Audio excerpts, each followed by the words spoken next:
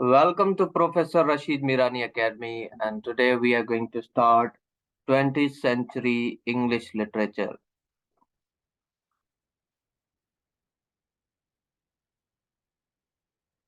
in which we will just discuss the major writers, novelists, and dramatists of the 20th century.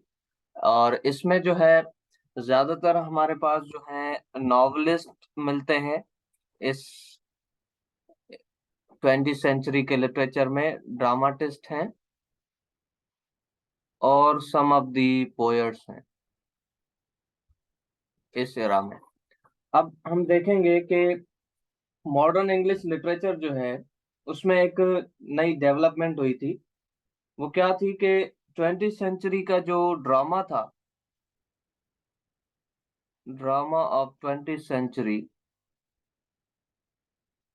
इसमें एक new form of idea emerge होता है और वो include किया जाता है ड्रामास के अंदर, दैट इज रियलिज्म।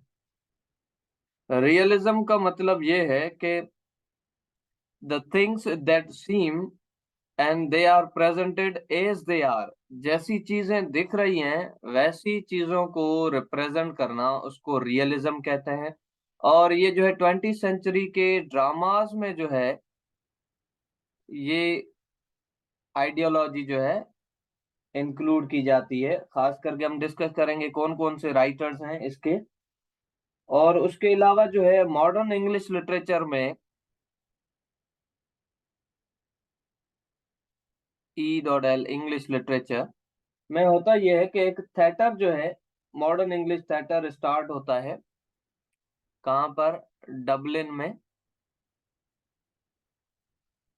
और उसके जो है खास करके स्टेट है आयरलैंड, उसमें यहाँ पे ये स्टार्ट होता है with the foundation of Irish literary theatre, with the foundation of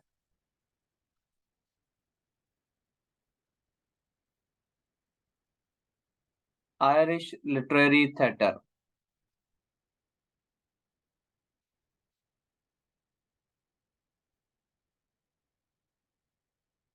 इसमें ये किन का जो है फाउंडेशन किया हुआ है, theatre literary, Irish literary theatre, ये हुआ था W.B. यीट्स ने जो है ये इंट्रोड्यूस करवाया था 20th सेंचुरी के अंदर। अब ये भी होता है कि WB का कॉन्सेप्ट क्या है, ये क्या है, WB से क्या मुराद है। WB से मुराद ये है William Butler, sorry, WBUTLER, William Butler Yeats. तो इसको शॉर्ट फॉर्म में WB यीट्स कहा जाता है। इन्होंने जो है ये आयरलैंड का जो है एक लिटरेरी थिएटर जो है, आयरिश लिटरेरी थिएटर के नाम से 20th सेंचुरी में डेवलप किया था और इस्टेब्लिश किया था। इसमें हम देखते हैं कि हमारे पास नॉवलिस्ट कौन कौन से हैं और ड्रामाटिस्ट कौन कौन से हैं और पोएट्स कौन कौन से हैं। सबसे पहले जो हम देखेंगे कि फेमस और मोस्ट इम्पोर्टेंट जो राइटर्स हैं इस एज के, नॉवलिस्ट जो है 20th सेंचुरी के, वो है विलियम हेनरी हडसन।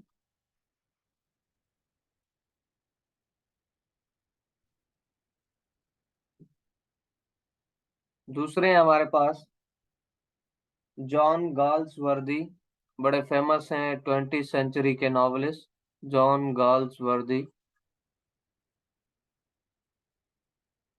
इनके हम वर्क्स, मेजर वर्क्स डिस्कस करेंगे, कौन कौन से इन्होंने राइटर्स ने लिखे हैं।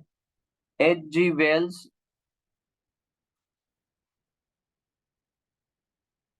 और उसके बाद है जोसेफ कॉनराड।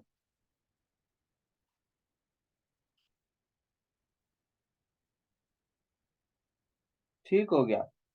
अगर हम डिस्कस करें और राइटर्स भी हैं हमारे पास, तो सबसे पहले हम देखेंगे कि हमारे पास कौन से राइटर हैं। और इस एज में जो है हमारे पास और भी राइटर्स हैं, नॉवलिस्ट हैं हमारे पास। वो कौन सी हैं? Virginia Woolf.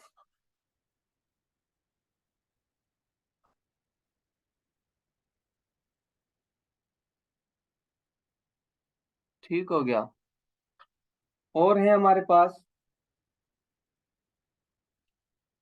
अब इसमें जो है क्या होता है, ये फिर हम दूसरे नॉवेल्स हम डिस्कस करते हैं। इसमें जो यूके है, इसको एक रिप्लेसमेंट मिलती है यूएस लिटरेचर से। इस सेंचुरी में जो है यूएस का लिटरेचर जो है राइज होता है इस एरा में, और आयरिश लिटरेचर।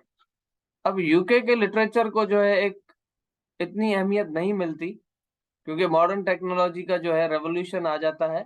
तो इस वजह से जो है यूएस को जो है ज्यादा, एक यूएस के जो राइटर्स हैं उनको रिप्रेजेंटेशन मिलती है, वो अपने वर्क्स ज्यादातर लिखते हैं।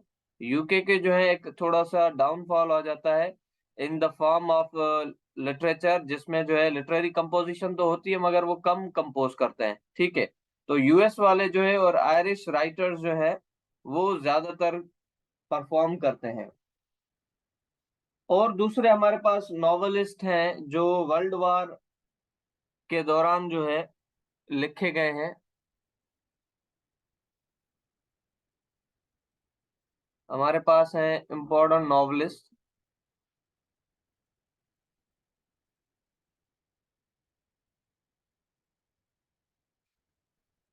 Between the world wars, between the two world wars,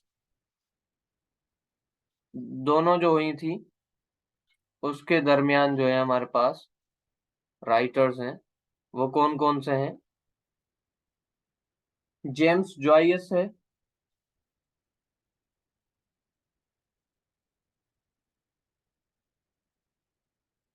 ये कौन है? बेसिकली आयरिश राइटर हैं, क्योंकि आयरिश थिएटर डेवलप हुआ तो इस वजह से वो आयरिश राइटर्स आए थे। और उसके अलावा जो है डीएच लॉरेंस हैं।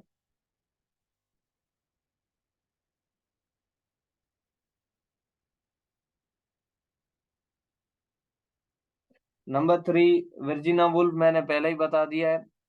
ईएम फॉस्टर हैं।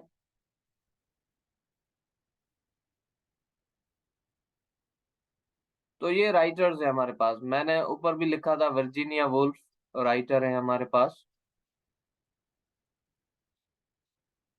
ठीक हो गया। ये इम्पोर्टेंट नॉवलिस्ट हैं जो वर्ल्ड वॉर के दौरान लिख रहे हैं। और उसके अलावा जो है हमारे पास अमेरिकन राइटर है, बड़ा फेमस राइटर है, अर्नेस्ट हेमिंग्वे। ये भी जो है इस दौरान ही लिखता है, but he is an American writer. क्योंकि ये नॉवलिस्ट है, इम्पोर्टेंट नॉवलिस्ट है, इंग्लिश लिटरेचर में इनको पढ़ाया जाता है, इनके वर्क्स को तो हम डिस्कस करेंगे। अब हम देखते हैं कि वन बाय वन जो है राइटर्स जो हैं कौन कौन से वर्क्स इन्होंने लिखे हैं। सबसे पहले हम आते हैं डीएच लॉरेंस।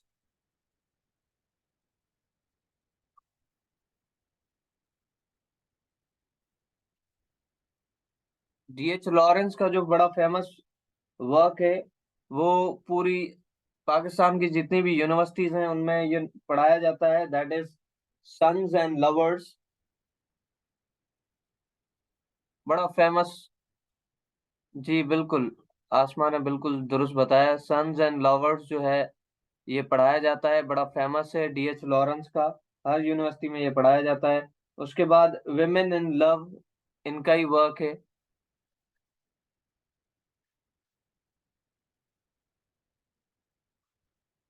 उसके बाद लेडी चैटरली भी इनका वर्क है। रेम्बो है इनका,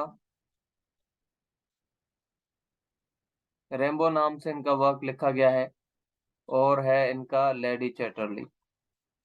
ये इनके बड़े फेमस वर्क्स हैं। तो ज्यादातर जो है ये सन्स एंड लवर जो है मोस्ट इम्पोर्टेंट है, यही पढ़ाया जाता है। अब हम देखेंगे कि ईएम फोस्टर के जो हैं वर्क्स कौन कौन से हैं, फेमस वर्क्स जो यूनिवर्सिटीज में पढ़ाए जाते हैं। E.M. फॉस्टर, ये बेसिकली इंडियन थे, मगर इंडियन ब्रिटिश शर थे ये, क्योंकि ये he was born in India. India की किसी स्टेट में ये पैदा हुए थे, मगर ये थे ब्रिटिशर, यानी कि इंग्लिश पर्सन थे। E.M. फॉस्टर, इनका बड़ा फेमस वर्क एक ही है, और भी है, मगर यहाँ पे जो है यूनिवर्सिटी में पढ़ाया जाता है। A passage to India. जी बिल्कुल, दुरुस्त जवाब है, बिल्कुल आसमा ने बताया। अ पैसेज टू इंडिया, ये भी इनका बड़ा फेमस वर्क है, और ये पाकिस्तान की जितनी भी यूनिवर्सिटीज हैं उसमें ये पढ़ाया जाता है। और इसका 2007 में जो है इंग्लिश लिटरेचर में ये क्वेश्चन पूछा गया था कि अ पैसेज टू इंडिया क्या है, नॉवल है, ड्रामा है, क्या चीज है, और उसके अलावा जो है ये किसका लिखा गया है, तो ये क्वेश्चन आया था। उसके अलावा इनका दूसरा वर्क है, वो भी बड़ा फेमस वर्क है, रूम विद अ व्यू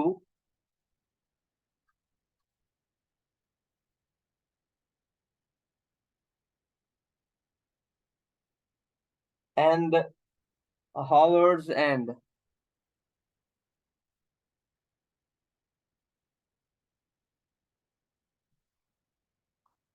ये थे दूसरे राइटर हमारे।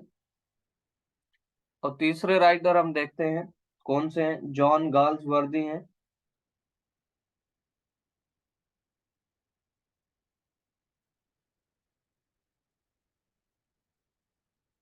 अब जॉन गाल्स वर्दी जो है ये, he was very famous among the 20th century novelist. He was rewarded Nobel prize. ठीक है, और इनके जो फेमस वर्क्स हैं वो हैं द ओल्ड वाइव्स।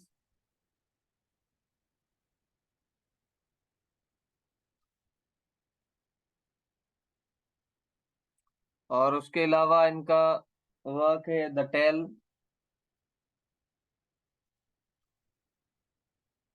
टेल नाम से इनका बड़ा फेमस वर्क है। और अगर हम और भी वर्क्स इनके देखें जॉन गाल्स वर्दी के,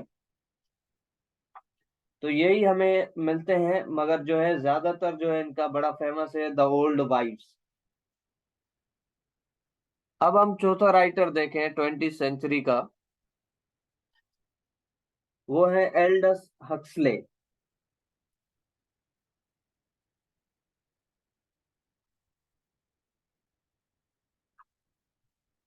इन्होंने जो है, बड़ा फेमस नॉवल है इनका, 1932 में इन्होंने ये कंपोज किया था, that was brave new world. After the world war one जो है ये लिखा गया था।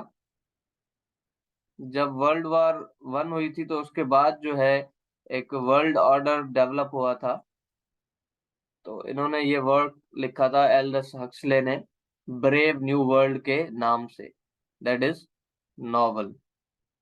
और पांचवा राइटर है हमारे पास। और अगर हम पोइट्री को देखें, पोइट्री के हिसाब से 20th सेंचुरी की पोइट्री को, पोइट्री ऑफ 20th सेंचुरी, तो उसमें हमें एक ही बड़े राइटर मिलते हैं, वो है T.S. इलियट। T.S. इलियट जो है the chief representative of modern drama, और sorry modern period in English. T.S. Eliot is the noblest representative in the form of poetry.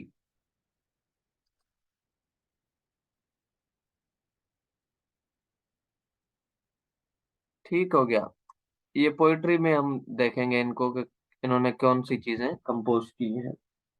अब हम आते हैं ड्रामास के और।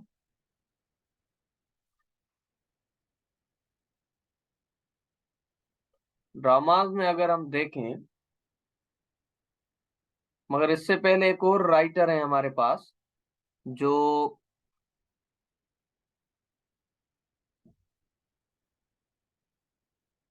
जिन्होंने जो है नोबेल प्राइज विन किया है, और नॉवेलिस्ट हैं वो Ernest Hemingway, and he is basically an American writer.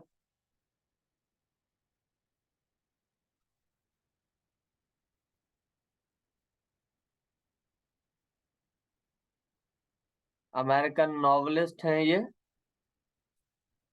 Story writer हैं। जी बिल्कुल, इनका फेयरवेल टू आर्म्स, बिल्कुल बिल्कुल दुरुस्त बताया।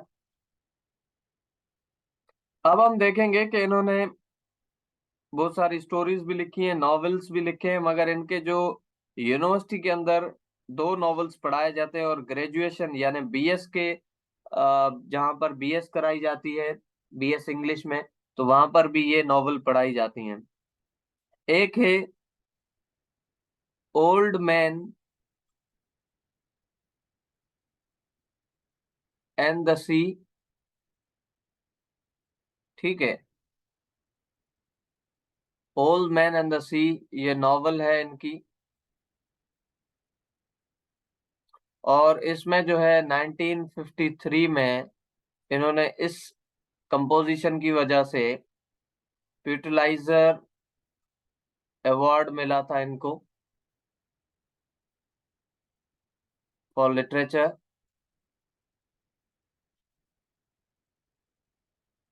और दूसरा जो है इनका वर्क है अ फेयरवेल टू आर्म्स।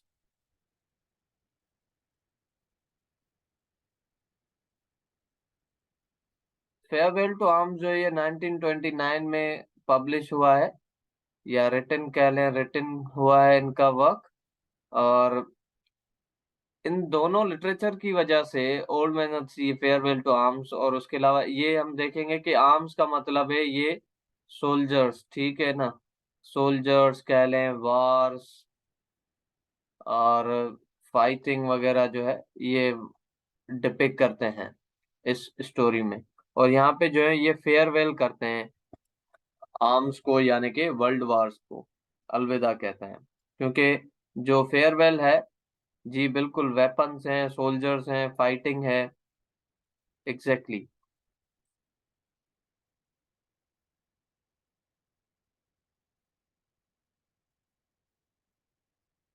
अब हम देखेंगे कि इन्होंने जो है Ernest Hemingway, he was realist writer. और उसके अलावा इन्होंने,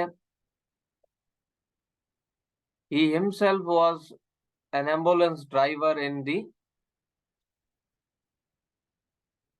अ फेयरवेल टू आर्म्स। ये क्वेश्चन पूछा गया है कि फेयरवेल टू आर्म्स में जो प्रोटोगोनिस्ट हैं वो खुद क्या करते हैं।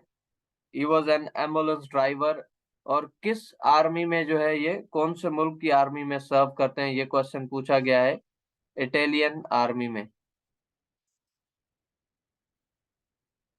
और इनको जो है नोबेल प्राइज दिया गया था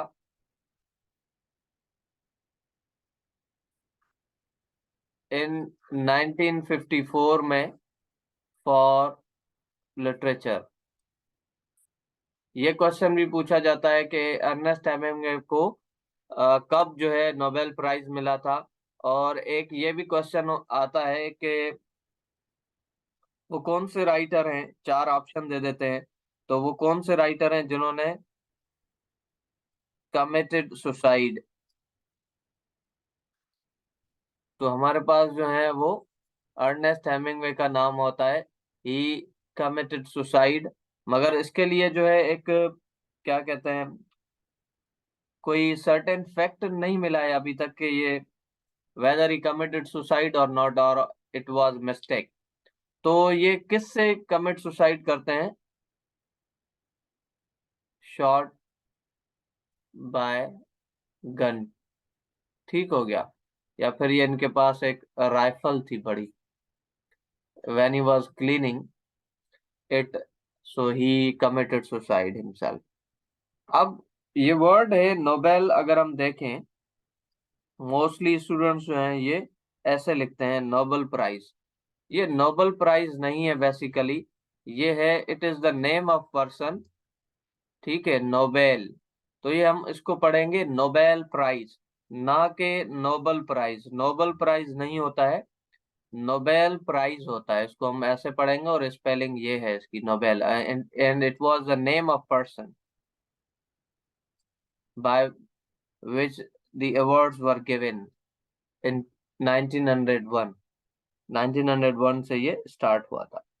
अब हम आगे बढ़ते हैं, हमारे पास ड्रामाटिस्ट हैं। 20वीं सेंचुरी के जो ड्रामाटिस्ट हैं वो भी बड़े फेमस हैं, और वो भी जो है उनको नोबेल प्राइज मिला है। वो बड़े फेमस हैं, इनका नाम है इंग्लिश लिटरेचर में, he is known as George Bernard Shaw. और इसको शॉ के नाम से भी जाना जाता है, शॉ, हु इज शॉ। ऐसा पूछते हैं कि who is Shaw, George Bernard Shaw. ये वो नहीं है शाह साहब जो होते हैं, शाह वगैरह, ये है शॉ, इनकी जो है एक आइडेंटिटी है फैमिली की। इनके जो फेमस वर्क्स हैं, ही वॉज बोर्न इन 1856, और जो है इनके 1950 तक ये चलते हैं। इनके फेमस प्लेस जो हैं, Mrs Warren's profession.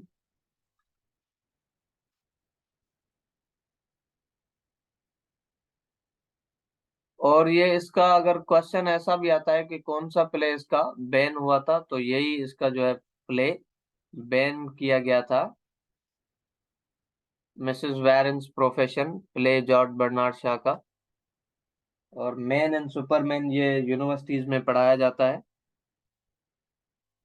Man and superman, ये भी इनका प्ले है। तीसरा इनका प्ले है, और सारे बहुत सारे इन्होंने प्लेज लिखे हैं, मगर मैं मोस्ट फेमस जो है इनके वो लिखूंगा, सेंट जॉन नाम से ये इनका बड़ा फेमस है।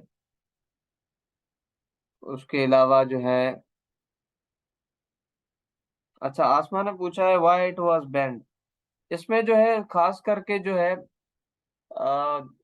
ब्रॉथल हाउस को जो है ना एक एक्सपोज किया गया था, और जो है वेमेन्स का जो है एक बेड इमेज कहें कि वो एक्सपोज कर रहे थे ना इस प्ले में, तो इस वजह से जो है इनको बैन किया गया था। और उसके अलावा हम देखेंगे कि जूलियस और सीजर जैसे के ना, सीजर और क्लियोपेट्रा, विलियम शेक्सपियर ने जैसे वर्क लिखे हैं, तो यहाँ पे जो है जॉर्ज बर्नार्ड शॉ भी उसी नाम से जो है लिखते हैं, सीजार एंड क्लियोपेट्रा। ये इस तरह से भी क्वेश्चन आ सकता है कि कौन से जो राइटर हैं जो शेक्सपियर के नाम से जो है एक ये वर्क लिखते हैं, सीजार एंड क्लियोपेट्रा, या उनके कैरेक्टर्स के नाम से, तो ये बर्नार्ड शॉ ने लिखा था प्ले। अब जो है मोस्ट फेमस हम इनके बर्नार्ड शॉ के देखें जो अभी तक यूनिवर्सिटीज में पढ़ाए जा रहे हैं, और वो हैं पिग्मेलियन। ये फेडरल में भी पढ़ाया जाता है ड्रामा, और उसके अलावा एसपीएससी में भी जो क्वेश्चन आते हैं, उसके अलावा जो है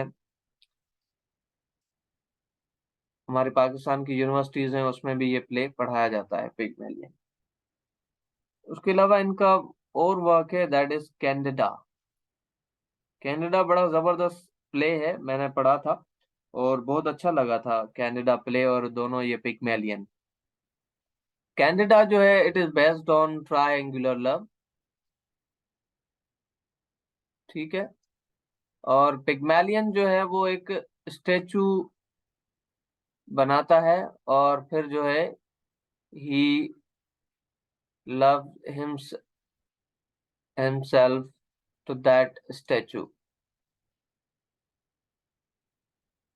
ठीक है। ये दुआ करता है कि ये स्टेचू इसने बनाई थी फीमेल की, और फिर जो है वो उससे ही लव करने लगता है, सो दैट वाज पिग्मेलियन। अब हम थोड़ा इसको डिस्कस करेंगे, पिग्मेलियन क्या था इसको बाद में हम डिस्कस करेंगे। सिर्फ जो मेन पॉइंट्स है, इसके जो क्वेश्चंस आते हैं पिग्मेलियन के हवाले से, उनके हम क्वेश्चंस जो हैं डिस्कस करेंगे, क्योंकि वो मोस्ट इम्पोर्टेंट टॉपिक है हमारे लिए ना। अगर पिग्मेलियन के बारे में हमें नहीं पता तो फिर क्वेश्चंस आ जाते हैं, फिर वो हम उसको अगर आंसर ना दे पाए या समझ नहीं पाए तो ये it would be injustice to Pygmalion as well. Pygmalion को अगर हम देखें, पिग्मेलियन वर्ड ऐसा भी आता है कि ये किस लैंग्वेज का वर्ड है, ग्रीक लैंग्वेज का ये वर्ड है। ठीक है, ओरिजिन जो है ये ग्रीक कैरेक्टर की है पिग्मेलियन। ठीक है, और ये जो है सर टेस्ट के टॉपिक्स बताया करें। जी बिल्कुल, इंशाल्लाह आज हम आपको बताएंगे in the end of this lecture. फिर जो है इस वीक जो है मेगा टेस्ट होगी आपकी, पिछले हफ्ते वाली भी और इस हफ्ते वाली भी। बिल्कुल टॉपिक्स आपके साथ शेयर करेंगे ताकि आपको आसानी हो जाए स्टडी करने में और प्रिपरेशन करने में, और मैक्सिमम आप जो है एक परफॉर्म कर सके। जी बिल्कुल हम आपको बताएंगे। अब पिग्मेलियन जो है वो इट इज रोमांस। ठीक है, कितने एक्ट्स में ये है, 5 एक्ट्स में जो है ये लिखा गया है। और ये लिखा कब गया था, रिटन इन 1913 में ये लिखा गया था। और ये बेसिकली सोशल क्रिटिसिज्म है इसमें।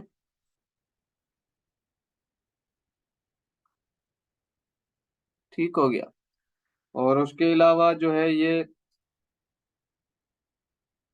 पिग्मेलियन को अगर हम देखें कि ये ग्रीक की जो है मेथोडोलॉजिकल फिगर है, उसको ये रिप्रेजेंट करते हैं।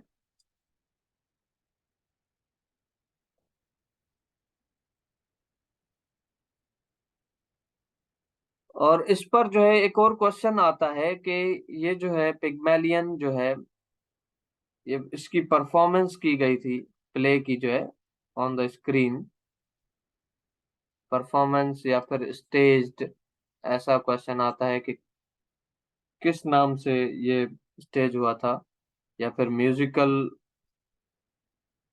का नाम दे देते हैं वो। ये इस नाम से जो है ये माय फेयर लेडी के नाम से जो है ये इसको प्ले किया गया था। माय फेयर लेडी के नाम से पिग्मेलियन को इसकी मूवी बनाई गई थी। और ये जो है बड़ी फेमस मूवी बनी थी अपने इस दौर में। और इसकी जो सेटिंग है वो लंदन में है इस प्ले की।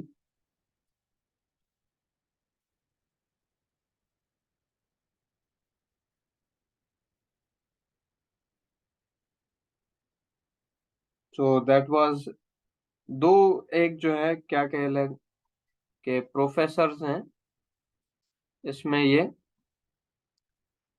वो दोनों जो हैं वो फोनेटिशियंस हैं और लिंग्विस्ट हैं। ठीक है, तो इनको हम डिस्कस करेंगे, ये फोनेटिशियंस कौन होते हैं और लिंग्विस्ट कौन होते हैं, इनको हम पढ़ेंगे। नेक्स्ट वीक से हम जो है लिंग्विस्टिक्स को स्टार्ट करेंगे। That is very most important topic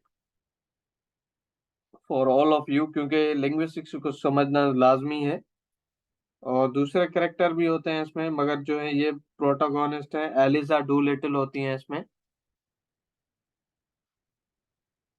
जो स्टूडेंट होती हैं, कैंडिडेट होती हैं।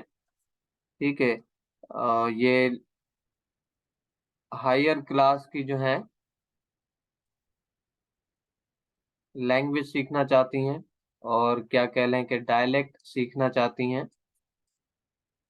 बेसिकली ये एलिजा डू लिटिल जो है ये कॉकनी इनकी इंग्लिश होती है, डायलेक्ट होता है जो कॉमन डायलेक्ट होता है या फिर वो सब स्टैंडर्ड डायलेक्ट होता है, तो ये बोलती हैं। और ये इसको जो है प्रोफेसर हिगिंस जो है, हिगिंस से जो है ये फोनेटिशियंस हैं, वो उनसे अपना जो है एक फोनेटिक साउंड सीखना चाहती हैं। तो ये था पिग्मेलियन। अगर हम आगे बढ़े, इनको देखें कि दूसरे राइटर्स हमारे पास इस एज में कौन कौन से। सर पेडागोजी की क्लासेस चलेंगी? जी बिल्कुल, एक क्लास उसमें जो है पेडागोजी की होगी, उसमें जो है हम पेडागोजी में हम क्या करेंगे कि जो मेथड्स हैं, मेथड्स ऑफ टीचिंग इंग्लिश जो है उसको हम डिस्कस करेंगे, क्योंकि वो अभी जो है कंपलसरी है एसएसटी के लिए, ओ सॉरी एसएस के लिए, सब्जेक्ट स्पेशलिस्ट के लिए। तो उसमें जो जितने भी modern methods of teaching English है, जिसको जो है हम पूरा इसमें कोर्स होता है ईएलटी, इंग्लिश लैंग्वेज टीचिंग का।